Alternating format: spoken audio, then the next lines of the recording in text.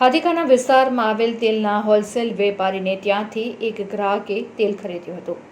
ગ્રાહક દ્વારા ખરીદવામાં આવેલ તેલ નકલી છે તેવી ફરિયાદ સાથે ગ્રાહકે તેલ વેચનાર વેપારીની પેઢી સૂરજ ટ્રેડર્સના માલિકને આ અંગે ફરિયાદ કરી હતી. જો કે વેપારી દ્વારા ગ્રાહકે કરેલ આક્ષેપને નકારી કાઢવામાં આવ્યો હતો, જેની સામે ગ્રાહકે તેલની ચકાસણી લેબોરેટરીમાં કરાવવા માટે આરોગ્ય વિભાગને રજૂઆત કરી હતી. આ સમગ્ર મામલે સૂરજ ટ્રેડર્સના માલિકે વાત કરતા જણાવ્યું હતું કે અમારે ત્યાં છેલ્લા ઘણા વર્ષોથી તેલ વેચવામાં આવે છે. ગ્રાહકો સાથે કોઈ પણ પ્રકારની છેતરપિંડી અમારી ફર્મ દ્વારા કરવામાં આવતી નથી. જે ગ્રાહક દ્વારા કરવામાં આવેલ નકલી તેલના આક્ષેપને તેમને પાયા વિહોણા ગણાવ્યા છે.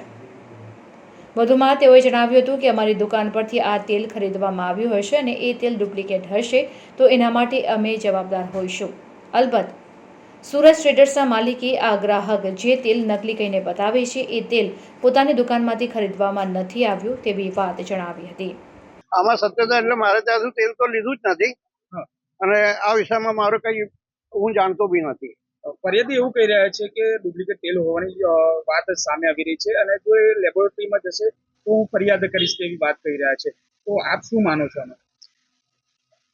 મેં તેલ વેચ્યું જ નથી પહેલા વાત તો, બરોબર છે, અને તેલ વેચ્યું એટલે હું એક્સેપ્ટ કેવી રીતે કરું? આ ફરિયાદીએ તમારી પાસે લીધું છે? કોઈ મેં બિલ આપ્યું નથી, કઈ છે જ નહીં, અને એ વિષયમાં મને કઈ ખબર બી નથી.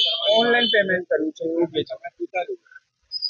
ઓનલાઈન પેમેન્ટ કર્યું હશે, મને ખબર નથી આ વસ્તુની, હું દુકાને હતો બી નહીં એ વખતે. જો હશે તો શું આમાં શું થશે?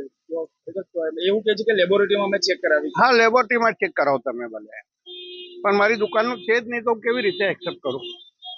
શું નામ આપણું? મોરારીભાઈ.